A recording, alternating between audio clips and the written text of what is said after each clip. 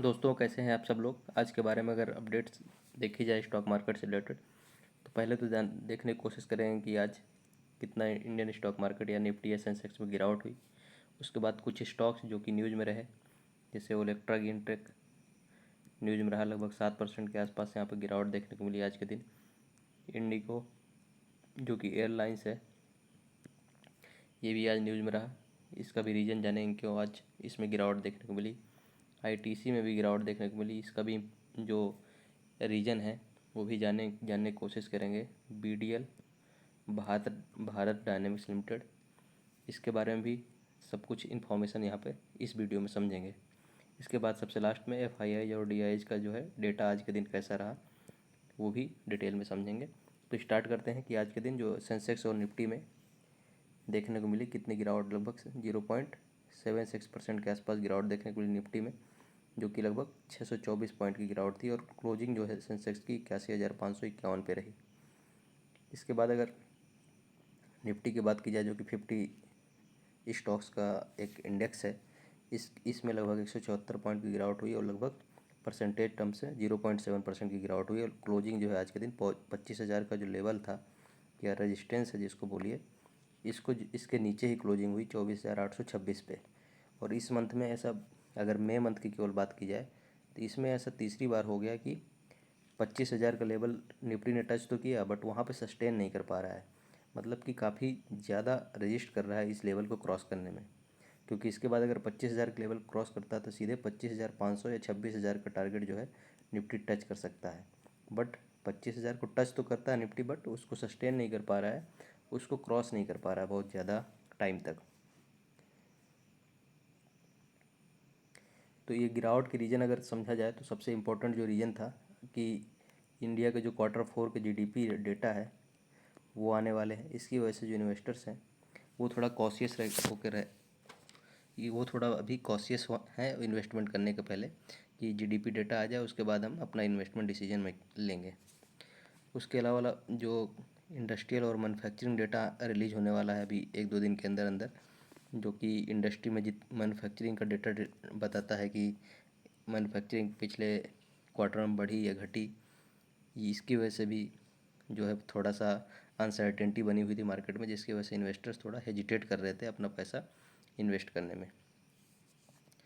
और global level पे जो न्यूज़ हैं जिनकी वजह से ये सब चल रहा है, वो तो मान लीजिए अभी भी है ही, कि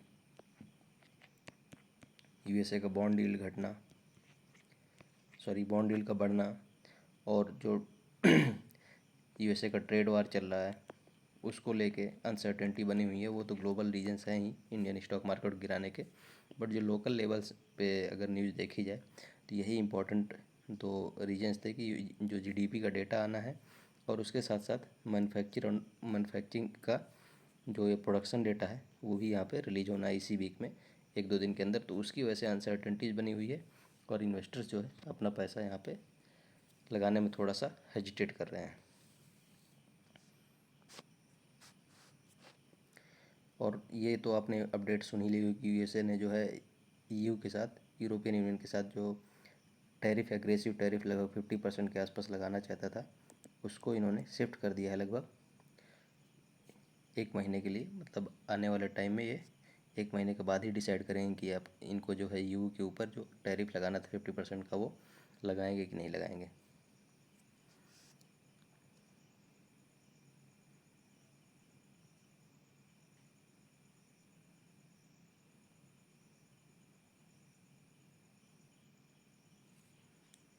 उसके बाद मानसून से रिलेटेड आपने न्यूज़ सुनी होगी कि जो मानसून इस बार जल्दी आने वाला है, और उसके साथ साथ जो एनुअल एवरेज रेनफॉल होता है वो उससे भी ज़्यादा इस बार रेनफॉल होने के चांसेस है। लगभग 108% जो लॉन्ग टर्म एनुअल रेनफॉल होता है उससे ज़्यादा, मतलब 100% कंपेरिजन में 108% इस बार ज़्यादा रेनफॉल होने के चांसेज हैं। तो इससे इंडियन इकोनॉमी में क्या फ़र्क पड़ेगा, इससे आप ऐसे समझ सकते हैं कि इंडियन इकोनॉमी में जो क्रॉप्स हैं वो ज़्यादा प्रोडक्शन हो पाएगा, और इसकी वजह से इन्फ्लेशन जो है, सप्लाई अच्छी रहेगी अगर क्रॉप्स की, तो फूड इन्फ्लेशन जो कि मेजर इन्फ्लेशन को रन करने वाला फैक्टर होता है, वो फूड इन्फ्लेशन जो है कंट्रोल में रहेगा। तो फूड इन्फ्लेशन कंट्रोल में रहने से ओवरऑल इकोनॉमी जो है, मैक्रो इकोनॉमिक जो फैक्टर्स होते हैं वो स्टेबल रहेंगे। और आरबीआई जो है इसके हिसाब से अगर इन्फ्लेशन कंट्रोल में है तो आरबीआई अपना काम अच्छे से कर सकती है। इनको कुछ अनसर्टेन जो है डिसीजन मेकिंग नहीं करने पड़ेंगे इंटरेस्ट रेट्स को लेकर या रेपो रेट को चेंज करने के लिए। तो इकोनॉमी ओवरऑल स्टेबल मानी जाती है अगर इन्फ्लेशन जो है कंट्रोल में है। और इन्फ्लेशन तो आप जान ही रहे हैं कि मेजर जो कंट्रीब्यूशन होता है इन्फ्लेशन का वो फूड से रिलेटेड ही होता है। मतलब क्रॉप्स हुआ, वेजिटेबल्स हुए, फ्रूट्स हुए, इन सब का कंट्रीब्यूशन होता है इन्फ्लेशन में। तो इसलिए बहुत इंपॉर्टेंट हो जाता है कि मानसून जो है टाइम से आए और उससे किसी प्रकार का प्रोडक्ट्स जो क्रॉप्स हैं या खाने वाली चीज़ें हैं उनके प्रोडक्शन में कुछ हैम्परिंग नहीं होनी चाहिए मानसून से। तो इस बार जो है पॉजिटिव न्यूज़ आने की वजह से भी एक अच्छा सेंटिमेंट बन रहा है आने वाले टाइम में। और उसके बाद जो काफ़ी ज़्यादा इम्पोर्टेंट न्यूज़ है जो अभी 2 दिन पहले ही आई थी कि आरबीआई ने जो है गवर्नमेंट ऑफ इंडिया को डिविडेंड दिया है कुछ 2,70,000 करोड़ के आसपास। इसको भी अगर समझा जाए कि आरबीआई को डिविडेंड आखिर, अच्छा इसको डिविडेंड क्यों बोलते हैं? डिविडेंड एक्चुअली आरबीआई एक तरह से कंपनी है जो कि गवर्नमेंट ऑफ इंडिया का पूरा 100% स्टेक है।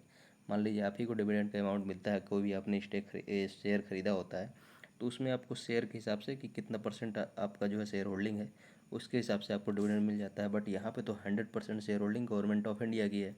तो आरबीआई का जितना भी रेवेन्यू जनरेट हो रहा है, प्रॉफिट जनरेट होता है, वो टोटल उसमें से कुछ कंटिजेंसी फंड रख के लगभग 7% के आसपास पूरा फंड जो है आरबीआई गवर्नमेंट ऑफ इंडिया को दे देती है। उसी को डिविडेंड बोलते हैं।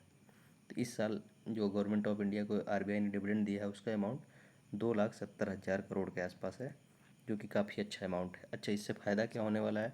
इससे जो गवर्नमेंट ऑफ इंडिया है वो अपना फिजिकल डेफिसिट को स्ट्रॉन्ग कर पाएगी। फिजिकल डेफिसिट का कितना ज़्यादा रोल होता है किसी कंट्री के अच्छे फाइनेंशियल से अच्छे स्टेबिलिटी के लिए, ये आपने कुछ दिन पहले न्यूज़ सुनी होगी कि यूएसए का फिजिकल डेफिसिट जो है कंट्रोल में नहीं है। इसकी वजह से मूडीज़ ने उनकी क्रेडिट रेटिंग को घटा दिया। मतलब कि अब वो जो जब किसी कंपनी से या कहीं से भी ग्लोबल लेवल में अगर लोन लेना चाहते हैं तो उनके लिए वो लोन जो है महंगा मिलेगा। तो क्रेडिट रेटिंग बहुत ज़्यादा डिसाइडिंग फैक्टर होता है कि आपको लोन्स जो हैं, एक्चुअली लोन तो हर एक कंट्री को लेना ही पड़ता है अपने डेवलपमेंट के लिए, बट वो लोन्स सस्ते हो जाते हैं अगर क्रेडिट रेटिंग जो है अच्छी है। और क्रेडिट रेटिंग की डिपेंडेंसी फिजिकल डेफिसिट पे ही है। यूएसए का फिजिकल डेफिसिट काफ़ी ज़्यादा मार्जिन से बढ़ गया है। इसकी वजह से उनकी जो क्रेडिट रेटिंग थी मूडीज़ ने डाउनग्रेड कर दी थी। बट यहाँ पे इंडिया के पास एज हो गया इस आरबीआई के डिविडेंड की वजह से कि इनकी क्रेडिट रेटिंग अच्छी हो जाएगी, जिसकी वजह से इनको आसानी से और सस्ते लोन्स मिल पाएंगे। मतलब कम इंटरेस्ट पे लोन जो है इजीली मिल जाएंगे अपने डेवलपमेंट के लिए या कैपिटल एक्सपेंडिचर के लिए। तो ये जो है डिविडेंड का आरबीआई ने जो दिया है यूनियन गवर्नमेंट को, उसका फ़ायदा होने वाला है। ये मैंने एक्सप्लेन किया कि 2.7 लाख करोड़ के आसपास का डिविडेंड इस साल दिया है कंपनी जो गवर्नमेंट ऑफ इंडिया को आरबीआई ने। और ये हाईएस्ट एवर सरप्लस है, मतलब हाईएस्ट एवर डिविडेंड है जो आरबीआई ने गवर्नमेंट ऑफ इंडिया को दिया है। इससे पहले पिछले साल 2,30,000 करोड़ के आसपास जो है डिविडेंड दिया था आरबीआई ने गवर्नमेंट ऑफ इंडिया को। तो हाईएस्ट एवर डिविडेंड जो है आरबीआई ने गवर्नमेंट ऑफ इंडिया को इस साल पे किया है। इसके बाद कुछ स्टॉक्स की बात की जाए जो आज के दिन न्यूज़ में रहे, तो इंडिगो, जिसमें लगभग 2% के आसपास गिरावट देखने को मिली। गिरावट का रीज़न यही था कि जो इनके को फाउंडर हैं राकेश गंगवाल जी, इन्होंने अपना स्टेक जो है लगभग काफ़ी अच्छे मार्जिन से, लगभग आप बोलें कि 5.8% के आसपास का स्टेक सेल कर दिया है। और ये 5.8% जो स्टेक है वो काफ़ी ज़्यादा होता है। और ये लॉन्ग टर्म अगर देखा जाए तो काफ़ी टाइम से अपना स्टेक जो है डिक्रीज करना चाहते हैं। 2022 में एक्चुअली ये अपना जो कंपनी की जो इंडिगो एयरलाइंस है उससे उसके सीईओ थे तो उससे उनसे जो है स्टेप डाउन कर लिया था इन्होंने, मतलब हट गए थे। तब से धीरे धीरे अपना स्टेक इंडिगो एयरलाइंस में डिक्रीज ही करते जा रहे हैं। जैसे कि अगर एग्जांपल के तौर पे देखा जाए तो 2022 में जो इनका स्टेक था वो था 36.6% का। जो कि अभी केवल 2025 में अगर देखा जाए तो बचा है 13.5%। मतलब स्टेक कंटिन्यू ये अपना डिक्रीज करते जा रहे हैं 36.5% से 13.5%। मतलब कि लगभग 23% जो है स्टेक इन्होंने 3 साल के अंदर अंदर डिक्रीज कर दिया है अपना। और इनका टारगेट है कि टोटली ये अपना स्टेक जो है इससे जीरो करने वाले हैं आने वाले टाइम में।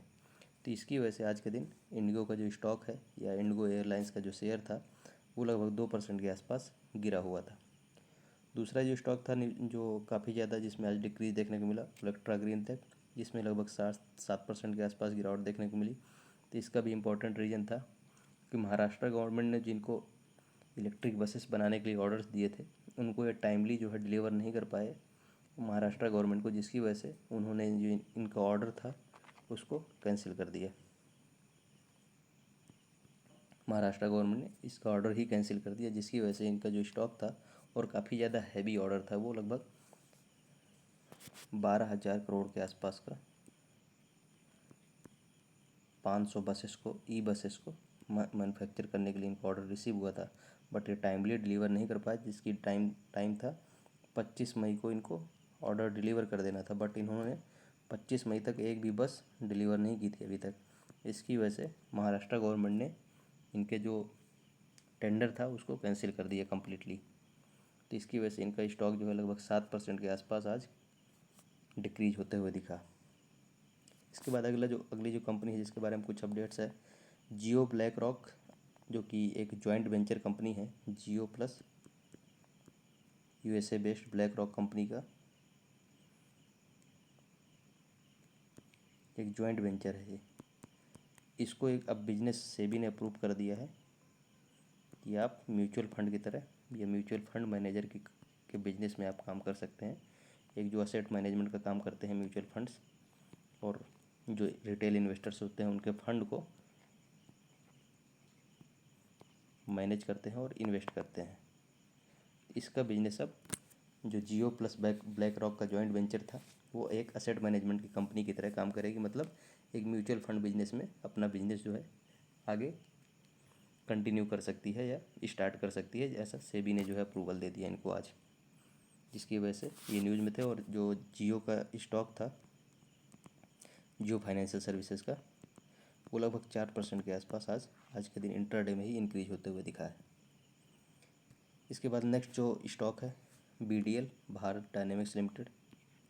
इसके आज 4th क्वार्टर के रिजल्ट्स भी पब्लिश हुए, बट रिजल्ट्स कुछ खास नहीं। एबिटा जो है काफ़ी ज़्यादा मार्जिन में यहाँ पर डिक्रीज देखने को मिला है, लगभग 10% के आसपास ईयरली बेसिस पे एबिटा में इनके डिक्रीज देखने को मिला है। तो क्वार्टरली रिजल्ट्स जो हैं वो तो ख़राब रहे हैं और निगेटिव रहे हैं, बट इनको लगभग 2,000 से 3,000 करोड़ के आसपास का ऑर्डर ज़रूर रिसीव हुआ है। और ऑर्डर जो है एंटी टैंक गाइडेड मिसाइल्स बनाने के लिए है, जो कि इंडियन जो डिफेंस मिनिस्ट्री है उसमें यूज किए जाएंगे या उसने वो प्रोक्योर करने वाले हैं। डिफेंस मिनिस्ट्री की तरफ से इनको लगभग 500 एंटी टैंक गाइडेड मिसाइल्स को मैन्युफैक्चर करने के लिए ऑर्डर मिले, जिनकी फाइनेंशियल वैल्यू 2,000 से 3,000 करोड़ के आसपास होने वाली है, जो कि T-90 टैंक्स में ये मिसाइल्स को यूज किया जाएगा।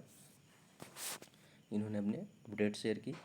और अगर ऑर्डर और भी अगर इससे बीडीएल से भारत डायनेमिक्स लिमिटेड से अगर ऑर्डर की डिटेल भी बात की जाए अगर, तो इनको अभी रिसेंटली मतलब ज़्यादा से ज़्यादा 1 वीक हुआ होगा या 5-7 दिन हुआ होगा कि DAC डिफेंस एक्विजिशन काउंसिल है, जो कि डिफेंस मिनिस्ट्री की हाईएस्ट डिसीजन मेकिंग बॉडी होती है किसी भी प्रोक्योरमेंट के लिए।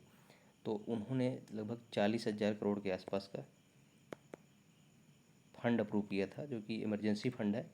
इसके अंडर में जो आर्म्स एंड अम्यूनिशन, जब पहलगाम अटैक होने के बाद जो पाकिस्तान और इंडिया के बीच में वार हुआ था, उसकी वजह से जो आर्म्स एंड अम्यूनिशन में कमी आई होगी यूज, क्योंकि काफ़ी ज़्यादा अटैक करने पड़े थे, जिसकी वजह से आर्म्स एंड अम्यूनिशन इंडिया के कुछ कम होंगे, जिसकी प्रोक्योरमेंट के लिए लगभग 40,000 करोड़ के आसपास का DAC ने, डिफेंस एक्विजिशन काउंसिल ने, आर्म्स एंड अम्यूनिशन के लिए एक जो प्रोक्योरमेंट का प्रोसेस था उसके लिए ये जो है 40,000 करोड़ का अप्रूवल दिया था।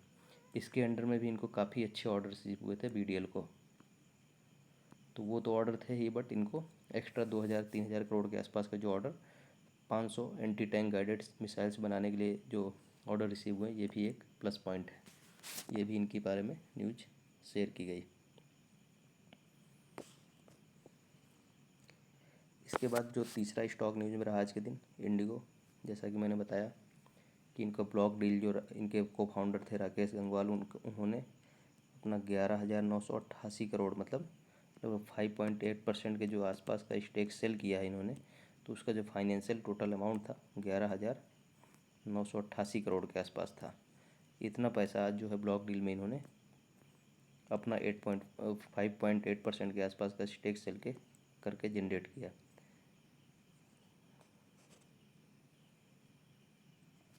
इसके बाद जो अगली कंपनी है आईटीसी, जो कि एफएमसीजी की काफ़ी दिग्गज कंपनी है, ये भी न्यूज़ में है। इसमें ही ब्लॉक डील के जरिए लगभग 2.3% अपना स्टेक जो है बीएटी मतलब ब्रिटिश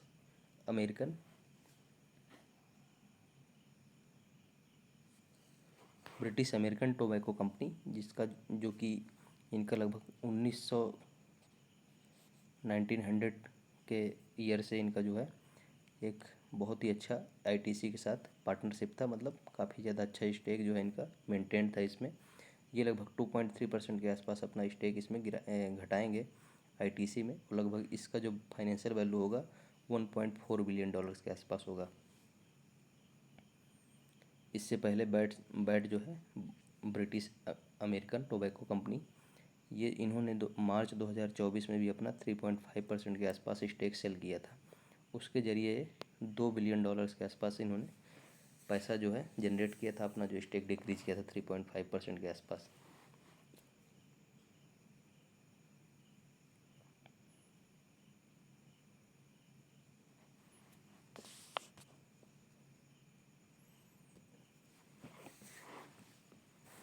इसके बाद लास्ट में अगर डिस्कस किया जाए कि एफआईआई और डीआईएच की एक्टिविटी क्या रही आज के दिन, तो अगर 27 तारीख की अगर मतलब आज के दिन की बात की जाए तो जो एफआईआई है वो नेट बायर्स रहे, लगभग 350 करोड़ के आसपास की बाइंग की।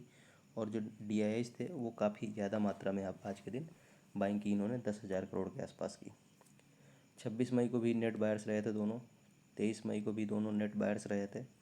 बट 22 मई को अगर देखेंगे तो एफआईआई ने काफ़ी अपना पैसा जो है इंडियन मार्केट से निकाला था। जबकि आप कंटिन्यू इधर देख रहे होंगे कि डीआईएच कंटिन्यू जो है ख़रीदारी ही कर रहे हैं, केवल अगर छोड़ दिया जाए 19 तारीख को और 15 तारीख को, जहाँ पे डीआईएच ने अपना स्टेक सेल किया था।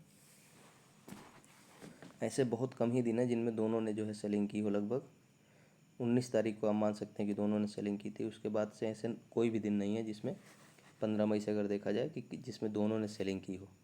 और ज़्यादातर केसेस में डीआईएच तो अपना स्टेक यहाँ पे या इन्वेस्टमेंट जो है बढ़ाते हुए नज़र आई है, जबकि एफआईआई कभी कभी यहाँ पे 10,000 करोड़ की बिकवाली की थी 20 मई को। 22 मई को 5,000 करोड़ के आसपास पैसा निकाला था। बट डीआईएच अपना investment continue Indian equity market में बढ़ा ही रही है। अगर मंथली बेसिस पे देखा जाए कि प्रेजेंट मई मंथ में अगर देखें तो एफआईआई की जो नेट बाइंग है वो लगभग 12,500 करोड़ के आसपास है, जबकि डीआईएच की 46,000 करोड़ के आसपास की नेट बाइंग है। अप्रैल मंथ में भी दोनों पॉजिटिव रहे थे, मतलब दोनों ने अपना जो इन्वेस्टमेंट था इंडियन इक्विटी मार्केट, डीआईएच और एफआईआई ने दोनों ने बढ़ाया था। मार्च में भी बढ़ाया था। बट उसके पहले फेब में देखा जाए, जैन में देखा जाए, दिसंबर, उधर तो लगभग 6-7 महीने तक लगातार जो है एफआईआई ने अपनी बिकवाली की थी। अक्टूबर मंथ में तो रिकॉर्ड ही तोड़ दिया था। पिछले 5 से 6 साल में इतनी ज़्यादा बिकवाली एक मंथ में देखने को नहीं मिली थी। 1,14,445 करोड़ के आसपास की बिकवाली अक्टूबर मंथ में खाली कर दी थी एफआईआई ने। फरवरी मंथ में भी काफ़ी ज़्यादा बिकवाली हुई थी, लगभग 60,000 करोड़ के आसपास। और जनवरी में मंथ में 90,000 करोड़ के आसपास, दिसंबर में 17 करोड़ के आसपास, नवंबर में 46 करोड़ के आसपास। बट यहाँ पे आप देखेंगे कि डीआईएच अपना स्टेक जो है हमेशा, मतलब आपको जो इंडियन इक्विटी मार्केट है बहुत स्ट्रांग हो गया है, एफआईआई के चलाने से नहीं चल रहा है। यहाँ पे देखेंगे कि हर मंथ जो है डीआईएच ने अपना इन्वेस्टमेंट बढ़ाया है। एक भी मंथ ऐसा नहीं आया जिसमें डीआईएच अपने नेट सेलर्स रहे हों। हमेशा इन्होंने अब एक इंडियन इक्विटी मार्केट में पैसा इन्फ्यूज किया है। मतलब अब फॉरेन इन्वेस्टर्स का डिपेंडेंसी पे अब इंडियन इक्विटी मार्केट नहीं चल रही है। सेल्फ सस्टेन्ड है इंडियन इक्विटी मार्केट। और यहाँ के जो रिटेल इन्वेस्टर्स हैं ये काफ़ी ज़्यादा मात्रा में जो है नंबर्स में भी बढ़े हैं, और जो इनकी वैल्यू है यानी फाइनेंशियल जो इन्वेस्टमेंट है इनका वो भी काफ़ी ज़्यादा मार्जिन से बढ़ा है पिछले अगर 5 से 7 साल की बात की जाए। तो इसलिए अब जो है Indian equity market self sustained है, या इनके जो डोमेस्टिक इन्वेस्टर्स है वो इसको एक कुशन का काम करते हैं कि गिरने नहीं देते हैं ज़्यादा। ये थे कुछ स्टॉक्स आज के दिन, या ओवरऑल आज के दिन की कुछ अपडेट्स।